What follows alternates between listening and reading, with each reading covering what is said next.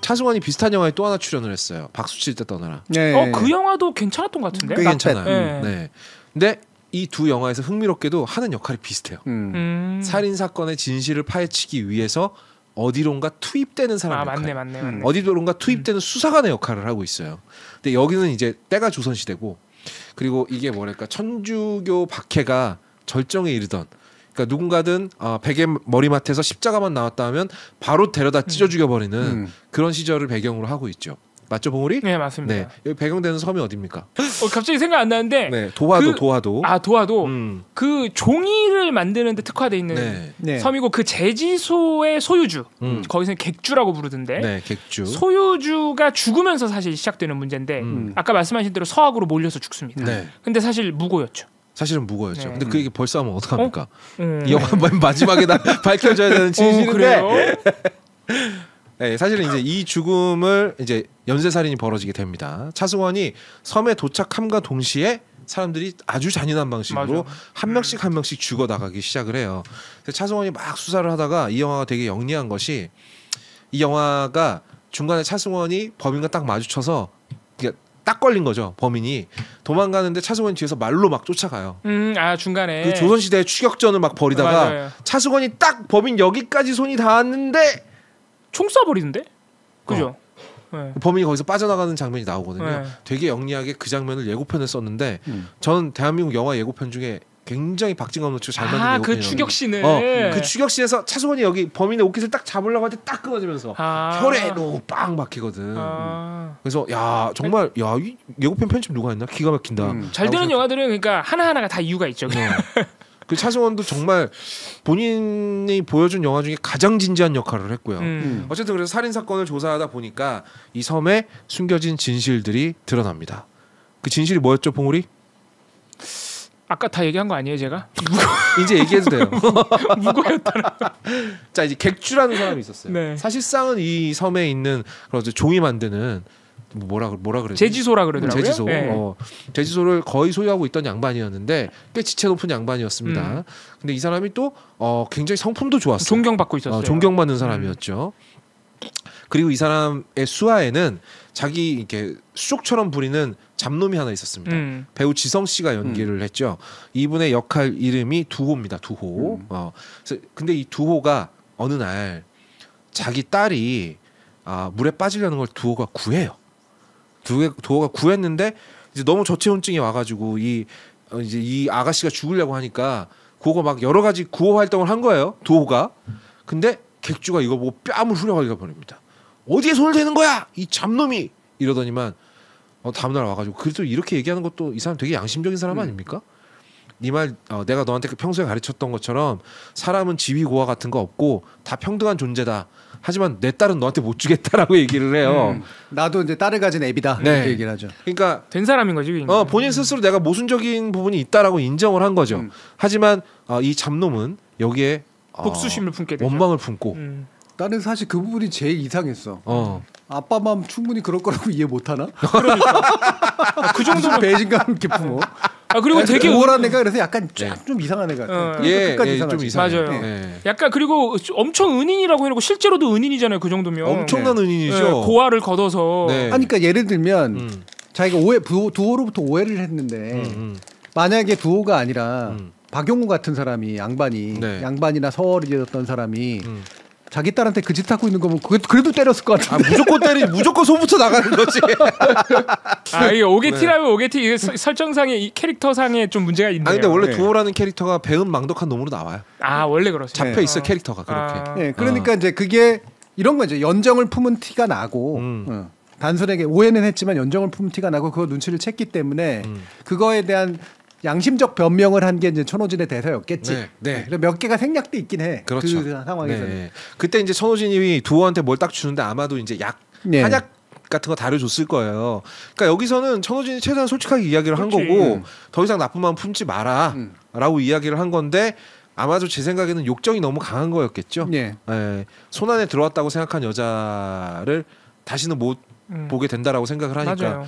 그래서 이제 원한을 품고 두호가 이 객주 천호진 씨가 연기를 했습니다. 객주를 밀고 합니다. 저 사람 천주교래요 이렇게 밀고를 서학쟁이라고 이제 서학쟁이라고 해서 밀고를 하는데 세상에 그동안 객주한테서 은혜를 입었던 그 수많은 마을 사람들 누구도 객주 편에 서지 않죠.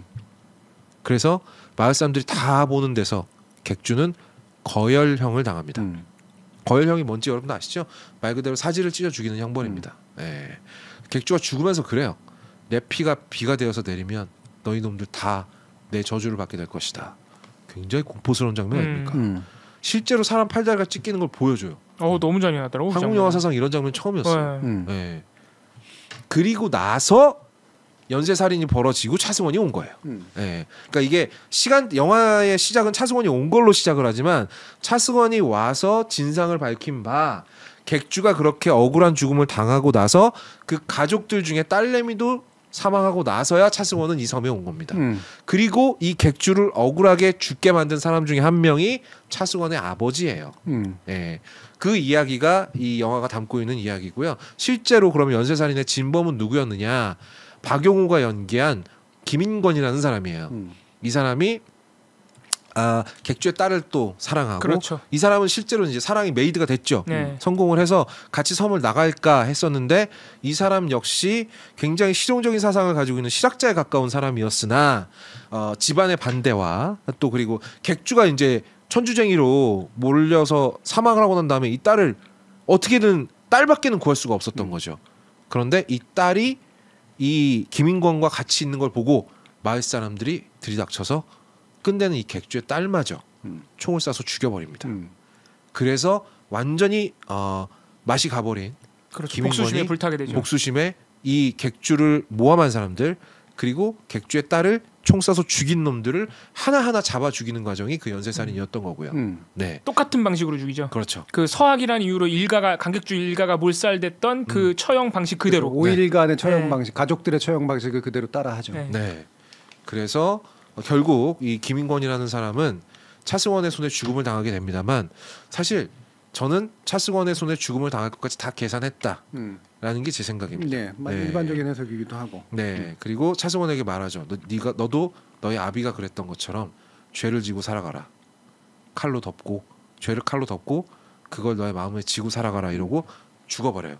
그리고 차승원은 여기서 차승원의 선택이 중요합니다. 차승원은 자기 아버지의 명예와 자신의 출세길을 위해서 덮어버리죠. 그러면서 영화가 끝나게 됩니다. 처음에 섬으로 배를 타고 들어갈 때 차승원이 키가 엄청 크잖아요. 뱃머리 이렇게 딱 이렇게 서 있어요. 장승처럼. 근데 나갈 때는 어떻게 나가는지 아세요?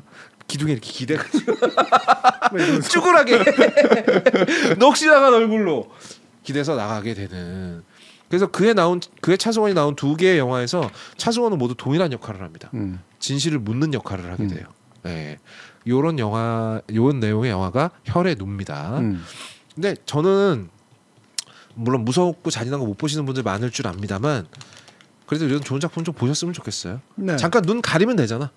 그러니까 이게 저도 이렇게 잔인한 장면, 약간 고어물에 좀 가까운 그런 장면들이 장르물에는 필요한데 저는 그것만 즐기는 스타일은 아니라서 그게 표현이 굉장히 뛰어나거나 스토리하고 잘 맞아떨어지면 좋아하고 안 그러면은 좀 우스워하는 이제 그런 건데 요건 그 선 아슬아슬했어요. 살짝 선정적으로 흐르기든 하는데 거열형이나 이런 거 같은 경우에는 예를 들면 도모지 가지고 죽이는 거. 유해준 죽이는 장면. 이거는 진짜로 찍은 사람도 힘들고 찍는 사람도 되게 힘들었을 거예요. 맞아요. 되게 정교하게 계산해서 끄집어서 도무지를 발라가지고 여러분들이 도무지 모르겠다 할 때 그 도무지의 어원이잖아요. 그게. 도무지라고 하는 게 이제 모르겠다. 도모지 얼굴에다가 도모지. 바르는 종인데 이게 되게 질긴 종이기 때문에 여기다 물로 발라놓으면 숨이 안 쉬어지는 거예요. 서양에도 이런 고문 방식이 있어요. 수건에 물 적셔가지고 CIA에서 쓰는 방식인데 수건에 물 적셔가지고 얼굴 덮어놓은 다음에 그 위로 계속 물을 붓는 거야. 그러니까 되게 괴롭게 죽죠. 그래서 오랫동안 그러고 있으면. 그러니까 이 상태에 처한 사람이 느끼게 되는 당혹감과 함께 절망감. 그 도모지라고 하는 형벌 형태, 거열형은 우리가 많이 알지만 브레이브하트나 이런 데도 나오니까. 근데 도모지라고 하는 것에 대해서는 이렇게 들어본 적이 없는 분들도 많아서 상당히 현실적인 그 형벌 장면이었기 때문에 저는 잘 찍은 것 같아요.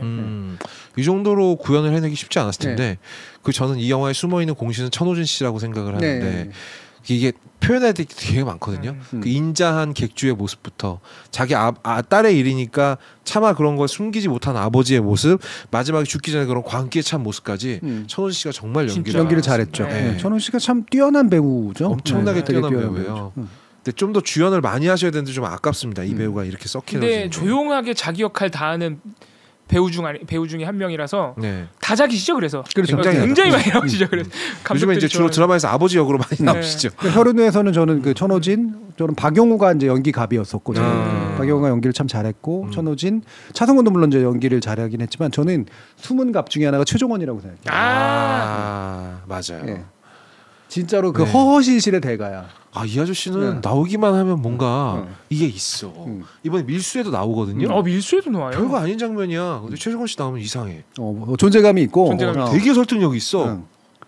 그러니까 막 대토하고 뭐 별거 아닌 것 같고 그런데 또 필요할 때마다 딱딱 짚어가지고 수사의 방향 잡아주고. 그리고 흔히 이제 얘기하는 것처럼 이제 이 차승원처럼 이렇게 어깨에 힘도 안 들어가 있고 굉장히 오랜 기간에 어떤 이 업에 종사해 온 사람으로서의 어떤 딱 노련함이 느껴지죠. 이런 게 딱 느껴지잖아요. 그리고 약간 관료주의적인 것 같은데 또 과감하게 해줘야 될 땐 해줘요. 그렇죠. 그거에서 뭐 되겠어 이러다가 에이 약간 친데레처럼 결국은 하게 해주고. 그러니까 최종원 같은 딱 케이스가 뭐냐면 이제 공무원들, 그러니까 관직에 있는 사람이 노예한 공무원이 가장 잘하는 일을 잘하는 그런 스타일이에요. 사실 그런 사람들이 필요하거든. 공무원 중에는. 이런 사람들은 약간 공직에 특화된 인간 아닙니까? 그렇지. 이런 사람들이 공직에 많아야 돼. 사실은 그런 사람들 저는 엄밀하고 막 청렴하고 결백하고 이런 사람들이 공무원에 반드시 맞다고 생각하지 않아요. 그 차승원 같이 어깨에 힘이 들어가니까 결국에는 정반대 행동들을 하게 되고 그러잖아요. 이게 약간 공명심이 작동하기 때문에 그러는 거거든. 이런 사람은 공무원이라기보다는 사실 권력을 지향하는 선출직에 가까운 사람이야. 네. 선출직이 어울려. 네. 그 차승원 아버지가 약간 비약일 수 있지만 우리가 아까 얘기했던 외식에 해당하는 것 같아요. 그렇지. 되게 자기는 막 백성을 위하는 척하고 되게 청렴하고 우직한 척하지만 사실 알고 보면은 서학이라는 이유로 제대로 수사도 안 하고 사람을 함부로 죽이는 백성을 전혀 위하지 않는 그러면서 자기 권위를 세우는. 자기 권위를 세우고 자기 실속을 챙기고 그리고 자기 아들한테 엄청 또 그 권위를 휘두를 줄 알고. 차승원의 아버지가 조선 왕조의 지배 계층의 전형적인 모습이에요. 왜냐하면 사실은 그 성리학이라든가 이런 것이 그 되게 철학적이면서도 되게 가치론적이고 실제로 백성을 되게 아끼는 그 어떤 통치학이거든요. 성리학이라는 것 자체가. 그리고 또 뭐냐면 어떤 사람들의 어떤 착한 성품을 믿고 그거를 자꾸 조장해서 훌륭한 시민이 되도록 만드는 그런 철학이라고요. 성리학이라는 것 자체가. 그게 이제 인정하지 않는 사실 밑에 숨기고 있는 인간의 욕망, 그렇죠? 권력욕, 그렇죠? 지배욕 이런 것들을 포장해 놓은 통치학이잖아요. 네. 그러니까 전형적으로 딱 그런 태도로 나온다고. 그러니까 저는 우리가 오늘 이야기해야 되는 중심 인물은 이 최동준과 그의 아들 주인공. 그렇죠. 이 두 사람이라고 생각해요. 최동준이 이지상. 배우가 최동준 배우였고요. 이지상과 차승원 아빠. 그리고 이원규. 이 영화에 등장하는 모든 사람들이 이면을 가지고 있어요. 그냥 자기 있는 모습을 그대로 보여준 사람 아무도 없습니다. 다 자기가 내세우는 모습 뒤에 신중하게 숨겨져 있는 자기 욕망이 있어요. 그래서 사실은 앞에 껍데기를 들이밀고 행동을 하지만 뒤에 욕망을 채우기 위한 행동들이거든요. 근데 이걸 가장 극명하게 보여주는 게 이 주인공 부자예요. 그러네. 네. 그러네. 그러잖아요. 차승원이 그러잖아요.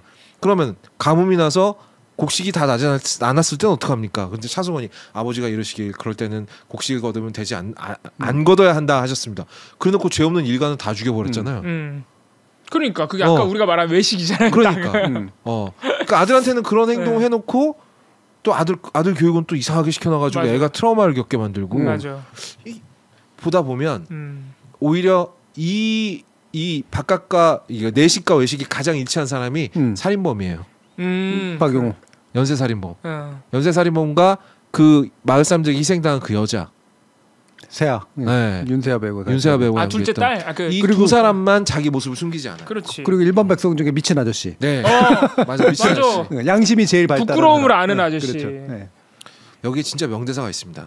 너희 의원 놈들이 왜 먹고 사는 줄 아느냐? 사람 목숨이 질겨서 너희가 먹고 사는 거지. 굉장한 멋있는 대사죠, 진짜. 네. 네. 아직까지 머릿속에 남아 있어요. 너희들이 잘 치료해줘서가 아니라 사람이 목숨이 질겨서 먹고 사는 거지. 그러니까 이거 정치 세력한테도 그대로 쓸 수 있는 말이에요. 네. 당신들이 잘나서 권력 잡고 있는 거 아니에요. 사람들이 착해서 참고 있는 그렇지. 거예요. 그래서 굉장히 좋은 약간의 교재 같은 측면들이 있어요. 제가 좋아하는 텍스트인 이유가 이제 완성도도 있지만 네. 이렇게 얘기거리들을 던져주는 몇 가지 포인트들이 있거든. 네. 갑자기 생각난 게 그게 이중적이라고 생각하세요? 그러니까 이를테면 신분차이가 나기 때문에 나는 너를 내 딸의 어떤 남편감을 못 받아들이겠어라고 하는 거. 아 천호진 배우의 태도. 저는 그건 굉장히 솔직한 태도였다고 생각합니다. 저도. 만약에 정말 이중적인 사람이라면 그냥 뭘 엮어가지고 두어로 죽여버렸겠죠. 그게 훨씬 쉬워요. 뒤탈도 없고요. 이를테면 이제 귀하고 천한 것은 없다. 신분이라고 하는 건 올바름이 없고 높낮음이라는 건 없는 것이다. 라고 하는 철학과 이게 이중적이냐는 거지, 이 태도가. 아, 그 철학과. 그러니까 신분을 타파해야 되고 빈부 격차라든가 귀천의 문제는 없어야 된다라고 생각하는 게 나름대로 성리학자들이 백성을 위해서 왕이 뭔가를 해야 된다보다는 나은 사상이었지만 그 자체도 아주 진심이고 정말 해본 건 없었던 거거든. 그렇기 때문에 진짜로 가장 중요한 문제에 부닥치고 나니까 자신의 사고가 모든 면에서 시대를 뛰어넘지 못했다는 게 드러나는 거예요. 이중적이라기보다는. 스스로 자각을 한 거군요. 네. 차별이라는 말, 저는 이제 앞으로 차별금지법도 도입돼야 된다고 생각하고 우리 사회가 차별을 건너뛰기 위해서 굉장히 많은 노력을 해야 된다. 그리고 차별을 되도록이면 없애가는 것이 사회 진보에 있어서 굉장히 중요하다라고 생각을 하는데 저는 차별이라는 말도 정가의 보도가 되진 않았으면 좋겠다는 생각 때문에 이런 질문을 던져요. 차별이라는 게 도대체 뭘까? 어떤 행동이 부정적인 차별 행동일까? 구별하고 또는 나누고라고 하는 것들은 인간의 본원적인 행동일 뿐더러 불가피한 측면도 있는 거거든요. 그렇잖아요? 네. 어느 정도 그렇죠. 예, 어느 것이부터가 차별, 부정적인 의미에서 차별이 되는 거고 어느 것까지는 분별일까? 일단 그러니까 차별이 그 당하는 대상도 일단 중요한 것 같고, 그러니까 차별 당하는 대상이 예를 들어서 장애라 그러면은 사실 그 대상이 가진 장애라는 특성 자체가 차별의 그러니까 우리가 나쁘게 말하는 차별의 이유가 되거든요. 장애라는 이유로 차별하면 안 된다. 일단 이 기준들이 여러 개가 있죠. 성적 지향 때문에 차별하면 안 된다. 그래서 이런 대상이 가진 특징도 일단 중요할 것 같고 이 차별을 하는 목적도 중요할 것 같아요. 그러니까 차별을 해서 뭘 그렇게 안 줄 건데, 그러니까 차별이라고 하면 이제 뭐 배제하거나 아니면 거부하거나 분리를 시키거나 뭐 안 주거나 뭐 이런 걸 텐데 뭐 돈을 안 준다거나 아니면 어디 출입을 금지시킨다거나 어느 모임의 특정 집단에서 이 사람들을 배제시킨다거나 이런 걸 텐데 예를 들어서 그러니까 버스 같은 거 못 타게 하면 이거 안 되는 거잖아요. 근데 예를 들어서 장애인이니까 놀이기구 요건 안 돼요라고 하는 거는 또 필요한 일이잖아. 놀이기구 장애인이 탔다 위험할 수 있으니까. 그건 안전. 예, 그러니까 요런 이 목적도 차별의 목적을 어디 두고 있느냐 이것도 중요한 것 같습니다.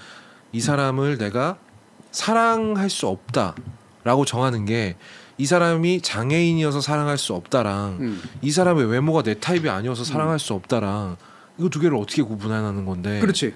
그리고 내가 그거를 좋아하는 마음을 내가 스스로 아는지도 어떻게 알아? 그러니까. 맞아. 이끌림인데. 네, 그렇죠? 네. 말 그대로 그냥 장애가 나한테는 싫어서 안 이끌렸을 수도 있고 네. 그의 성격이 애인까지는 아니었을 수도 있고 모르거든 사실은. 그거 알 수 없는 거지. 그건 진짜. 그러니까 연애라고 하는 거 애인이 된다라고 하는 거는 굉장히 가까워지는, 그러니까 개인 대 개인의 경계가 무너지는 거라고 제가 그랬잖아요. 그렇기 때문에 사실은 인간은 대단히 본능적으로 선별적입니다. 아, 그럴 수밖에 없죠. 네. 그리고 배타적인 행동이에요. 그러니까 아무나한테 이렇게 못해. 그렇죠? 그리고 굉장히 리스키한 행동이죠. 굉장히 위험한 선택들을 하게 된다고. 그러니까 당연히 이것저것 따져. 본능적으로든 이성적으로든 간에. 그렇죠?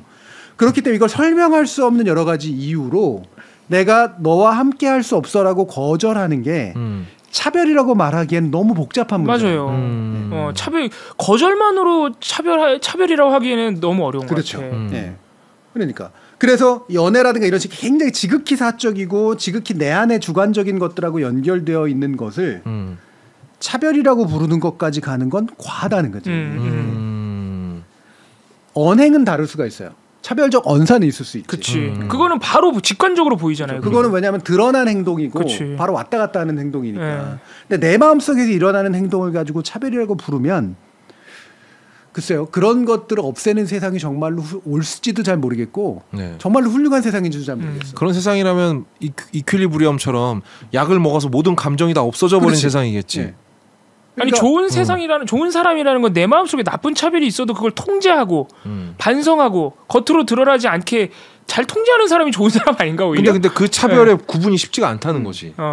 내가 가령 이성을 대할 때 외모를 가지고 이 사람한테는 잘해주고 이 사람한테는 잘 못해주는 거 이거 차별이에요? 그러니까 우리가 흔히 외모 차별주의자라는 말을 쉽게 쓰잖아. 쉽게. 근데 외모 이거 지상주의자. 네, 호호에 따른 거잖아요. 그렇지. 외모에 의해서 끌려서 그럴 수도 있는 거고 뭐 그런다고 해도 그걸 뭐라고 할 수 없다는 거지. 그렇죠. 개인의 선택에 관련된 문제니까. 외모 때문에 공직에 안 뽑거나 외모 차별이죠. 때문에 직장으로 안 뽑는 건 차별이에요. 근데 내 마음속에 있는 일은 차별이라고 하면 안 되지. 이건 공공의 행동이고 뭐 아무리 사기업이라고 해도 그거는 이제 공적인 거예요. 여기서 공적이라는 거는 완전히 퍼블릭하다라고 얘기를 하는 게 아니라 사람과 사람 사이의 관계에서 개인적인 걸 넘어서는 일이라는 거죠. 개인적인 이유로 채용하면 안 되는 것처럼. 안 되지. 그렇죠. 그렇죠? 그래서 굉장히 사적이고 개인적이고 주관적인 영역을 넓혀 나가서 사회적이고 객관적이고 공적인 영역들이 만들어지는 거잖아요. 그러니까 우리가 차별에 대해서 얘기하는 건 바로 객관적이고 사회적이고 공적인 영역에서라도 차별을 없애자야. 예, 그건 어느 정도 구별도 가능하고 맞아요. 실제로 그걸 없앰으로써 얻어지는 사회적 이득이 크기 때문이에요. 네. 이게 사회적인 계급으로 인한 차별이었는가 아니면 이놈에게 딸을 줄 마음이 도저히 들지 않는 그냥 아버지의 분별이었는가? 그렇지. 야, 그 질문을 우리에게 던진 거구나. 영화가. 아니 지금 일부러 교수님이 던졌다기보다는 제가 던진 거죠. 교수님이 던진 거야 지금. 그러니까 되게 쉽게 사람들이 두호의 분노를 일부는 이해하거든. 네. 그렇다고 해서 그 배신 행위 너무 심했지만. 네, 너무 심했지만. 그리고 천호진을 이중적이라고 되게 쉽게 얘기해요. 근데 저는 거기에 의문을 제기해요. 천호진은 이렇게 생각하면 이중적이라고 보기는 좀 어려운 어렵죠. 사람이죠. 예. 우리가 그거니까 기다 아니다 말할 게 어려운 거지 우리가 판단 내리기. 그러니까 이 사람이 이 섬에 살고 있는 사람들한테 선정을 베푼 것이 새로운 사상에서 온 건지 그 행동이 아니면 그냥 내가 그렇게 마음에 하는 게 마음에 편해. 이 여기서 온 건지도 알 수 없잖아요. 물론 이제 이 영화 속에서만은 알 수 없죠. 네. 아무래도 그 사람이 훨씬 더 이제 신분타별주의에 좀 더 가까운 사람이었고 좀 더 깬 사람이었을 거라고 짐작할 수는 있지만 그렇죠. 네. 개개인들이 자신의 영역, 굉장히 가까운 사적인 영역인 것부터 굉장히 넓은 공적인 영역까지 있는데 이게 물론 명확하게 나누긴 어렵지만 차별이라고 부르는 것을 명확히 해서 그 차별을 해소하는 게 사회적으로도 더 이득이 되고 개개인들에게도 합리적인 이득을 안겨주는 영역들이 있다는 거예요. 이거를 우선적으로 해결하는 게 맞다는 거죠. 그게 진보라는 거지. 내 생각에는. 네. 무조건 차별이라는 딱지를 딱 붙여가지고 개인의 도덕성을 공격해서 너의 안에까지 깊숙이 나는 다 들어갈 수 있는 게 차별받지 않는 상황이라고 얘기하는 건 과잉하다는 거예요. 그렇죠. 저는 그 오해가 실질적으로 정치적 기획이자 프로젝트로서 우리 민주주의를 진보시키는데 약간의 장애가 되고 있는 측면도 있다고 봐요. 차별, 그러니까 우리가 항상 개념이 오남용되는 게 굉장히 많은데 차별도 약간 그렇다는 거잖아요. 그렇죠. 네. 그러니까 차별 해소가 필요하고 차별 해소에서 공적 이익이 굉장히 큰 부분은 말 그대로 공적 영역인데 그 아까 말씀하신 채용의 부분이라든가 아니면 어떤 공적 서비스의 이용이라든가 이런 부분에서 차별을 해소해야 우리 전체 이익이 큰 건데 지금 차별이라는 용어를 쓰는 걸 보면 너무 사적인 부분에서까지 내 마음속까지 들어와서 그렇죠. 너의 마음은 차별주의자의 마음이야. 너의 안에까지 깊숙이 나는 다 들어갈 수 있는 게 차별받지 않는 상황이라고 얘기하는 건 과잉하다는 거예요. 그렇죠. 저는 그 오해가 실질적으로 정치적 기획이자 프로젝트로서 우리 민주주의를 진보시키는데 약간의 장애가 되고 있는 측면도 있다고 봐요. 차별, 그러니까 우리가 항상 개념이 오남용되는 게 굉장히 많은데 차별도 약간 그렇다는 거잖아요. 그렇죠. 네. 그러니까 차별 해소가 필요하고 차별 해소에서 공적 이익이 굉장히 큰 부분은 말 그대로 공적 영역인데 그 아까 말씀하신 채용의 부분이라든가 아니면 어떤 공적 서비스의 이용이라든가 이런 부분에서 차별을 해소해야 우리 전체 이익이 큰 건데 지금 차별이라는 용어를 쓰는 걸 보면 너무 사적인 부분에서까지 내 마음속까지 들어와서 그렇죠. 너의 마음은 차별주의자의 마음이야. 그러니까 이렇게 되게 저는 사실 이런 것들을 다뤄서 제가 먼저 얘기한 이유가 뭐냐면 우리가 어떤 그 올바름 때문에 네. 올바름의 관점에서 봤을 때 맞아 도덕적으로도 타당하고 그게 진보적 관점에서도 맞고 사회적으로도 괜찮은 것 같아라고 생각하는 어떤 하나의 의제들이 있잖아요. 그러면 그 의제가 개인의 어떤 자꾸 주관의 영역이라든가 개인의 영역들을 자꾸 막 침범해서 단정해가지고 공박하는 그런 방식 이렇게 해서 뭔가를 없앨 수 있거나 완화시킬 수 있다고 생각하는 건 순진하다는 거예요. 우리의 마음은 생각보다 굉장히 고집스럽고 그리고 스스로도 잘 몰라요. 맞아요. 그러니까 자꾸 외적 요인들을 어떻게 완화시켜 나갈 것인가라는 문제로 초점을 맞추는 것이 필요하다는 거지. 맞아. 그러니까 이 텍스트 안에서도 들어가 있는 이런 신분에 의한 차별이 연애라고 하는 것과 어떻게 공존할 수 있을까라고 했을 때 우리 마음 안에 연애에다가 자꾸 너는 신분 가지고 연애하지 마, 신분 가지고 연애하지 마라는 식으로 거꾸로 가스라이팅 하는 듯이 자꾸 설득한다고 해가지고 그게 바뀔까? 절대 안 바뀌죠. 네. 아닐 수 있겠죠. 좀 더 자연스럽게 수많은 사람들을 신분에 상관없이 만나고 감정적 교류가 일어나고 인간 대 인간이 교류할 수 있는 상황들을 만들어야 그게 연애 감정들이 만들어지겠지. 그렇죠? 그럼에도 불구하고 예를 들면 비슷한 색깔의 어떤 사람들끼리 서로 사랑하는 경우들이 더 많을 거예요. 아마. 왜냐하면 그게 또 깔려있는 게 있거든. 그게 단지 문화만은 아니라고요. 네. 사람들은 자기하고 되게 유사한 유형들을 보통 좋아하게 돼 있어요. 전혀 다른 걸 좋아하는 경우들도 있지만. 그래서 이런 게 되게 다양할 수 있게 만들어 놓는 게 사적 관계나 이런 거에서 훨씬 더 도움이 되거든. 그 에너지를 공적 관계를 개선하는 데 쓰자는 거지. 맞아요. 공적 관계에서 개선할 게 너무나 많거든. 우리는 늘 시대적 한계 안에 살 수밖에 없어요. 마치 시대를 초월할 수 있을 것처럼 쉽게 얘기한다고. 맞아. 그럼 나하고 다른 시대에 살았던 사람들은 그 시대적 한계 안에서 얼마만큼의 노력을 했는가를 봐줘야 돼. 그러지 않고 사람은 되게 쉽게 평가 내려버리거든요. 여러분들 그러면 바로 위에 우리 뒤에 오는 세대한테 바로 그런 평가 당합니다. 이미 받고 있죠. 네. 바로 당합니다. 그럴 수밖에 없죠. 여러분들이 무슨 무병장수 해가지고 100년, 200년 계속 살면서 똑같이 그 시대에서 언제나 자기가 제일 뛰어난 사람인 것처럼 얘기할 수 있을 것 같으세요? 우리들은 그 시대를 뛰어넘을 수 없거든요. 그러니까 도덕적 판단은 굉장히 유효하고 좋은 판단이나 이 도덕적인 판단을 내릴 때 제약 조건들을 제발 좀 신경 썼으면 좋겠다는. 누군가가 이를테면 성리학적인 환경 속에서 서학을 바라봤을 때 어떤 생각을 하고 이런 판단을 했을까? 그 중에 보면 나쁜 놈들이 진짜 있지. 서학쟁이들을 굳이 밀고하고 무고하고 재산까지 빼앗으면서 그건 사실 재산에 욕심이 났던 거거든요. 그렇죠. 그 사상이 싫었던 게 아니야. 재지소가 탐나고 재산이 뺏고 싶었던 거 아니에요. 그 사람이 미웠거나. 네, 그래서 죄를 뒤집어 씌운 거잖아. 네. 이거는 어떤 사연이 있는지 모르지만 대체로 나쁜 놈이 맞거든. 비난할 수 있어 그건 도덕적으로. 그런데 이제 뭐 예를들면 차성원 같은 선택을 한 케이스. 이 경우는 굉장히 딜레마적인 상황이죠. 맞아요. 심지어 그 사람은 자기 일을 열심히 했잖아. 네. 어쨌든 간에. 그러니까 정의를 구현하려고 굉장히 노력했고 내가 그렇게 철저하지 못했을 사람이지만 적어도 가족이라는 문제로부터 완전히 떨어진 특히나 그 시대적인 배경에서 정의감을 구현할 수 있을 존재인 것처럼 얘기하는 거는 나라면 그렇게 할 수 있다라고 얘기하는 건 굉장히 건방져요. 박용우는 비난할 수 있어요. 그렇죠. 이 안에서는. 사람을 죽였잖아 5명이나. 박용우는 자기도 잘못한 거고 자기도 그 죄를 뒤집어 쓰고 있는 거고 자기가 아꼈던 사람들을 잃은 게 너무나 상처가 있었던 거고 그렇죠? 자기 애인을 잃은 거니까 그리고 자기가 보기에 정말로 억울했던 그 객주의 죽음에 대해서 복수를 하고 싶었던 거라고 이 사람이 마구니가 된 거야. 맞아요. 네. 스스로 악마가 되기로 한 거지. 그러니까 그 사람은 욕할 수도 있어. 너의 비겁함에 대해서. 너는 나처럼 내 손에 네 손에 피도 못 묻히면서 온갖 종류의 다 착한 척을 한다고 얘기할 수 있죠. 그러니까 이런 적의 어떤 약간의 시선의 차이나 입장의 차이에서 그런 식의 얘기들을 할 수 있지만 이걸 보는 우리는 굉장히 편하게 누구는 착한 놈, 누구는 나쁜 놈 마치 자기는 언제나 그런 식으로 정의롭게 행동할 수 있을 것처럼. 근데 혈앤우 같은 영화가 참 좋은 영화인 게 그런 판단이 어려워요. 등장인물에 대해서. 그러니까 어떤 영화는 너무 쉬워 그런 판단하기가. 그러니까 왜냐면 영화가 재미가 판단을 없겠지. 이미 내리고 있거든. 네. 그러니까 쉬워. 근데 혈앤우 같은 영화는 그런 그러니까 어떻게 보면 좋은 영화가 그런 원래 좋은 영화는 여운이 길게 남는 이유는 내가 이 사람이 나쁜 사람인지 좋은 사람인지 판단이 안 서는 거야. 영화 보고 나서도. 그러니까 혈오도를 하려고 했던 이유 중에 하나는 물론 사실은 그 중에 차승원의 아버지 같은 존재, 그리고 박용우의 아버지 같은 존재. 결국 객주를 죽여서 제주소를 빼앗고 수사관으로서의 명예를 얻었던 이 두 양반의 모습이 지금 칼로 지 부끄러움을 덮으려고 하는 부끄러운 게 뭔지도 모르는 사람들의 모습하고 제일 유사한 사람들이라는 거죠. 이게 일단 1차적인 이야기고요. 첫 번째 이어지고요. 네. 2차적인 이야기는 그런데 우리의 모습은 뭐냐라는 거예요.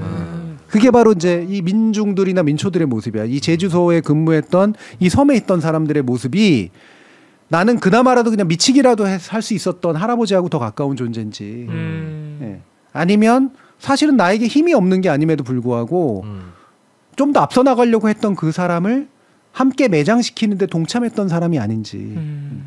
그러고 나서 어문 사람 하나 붙잡고 낯질해가지고 배를 가르는 어문 사람은 아니죠. 나쁜 놈이죠. 나쁜 놈이죠. 나쁜 놈이니까 그럴 만도 해. 그래서 배를 갈라가지고 마치 그게 자신의 도덕적인 책무가 죄의식이 없어질 것처럼 생각하지 않았으면 좋겠다는 거예요. 네. 예.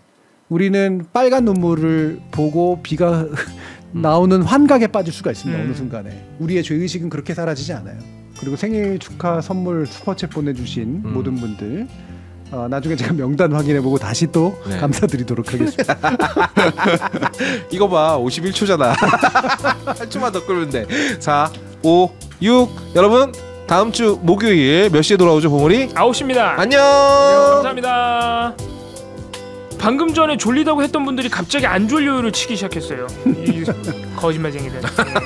방송을 4시간 동안 새벽 1시까지 하면요. 지금 내가 무슨 말하고 있는지 잘 모르거든요. 정신이 아니죠. 네, 이게 차라리 힘들어요. 미친 할아버지가 됐습니다. 거의 그 할아버지 상태에 왔어요 지금. 진실을 말하고 있어요 저는. 예.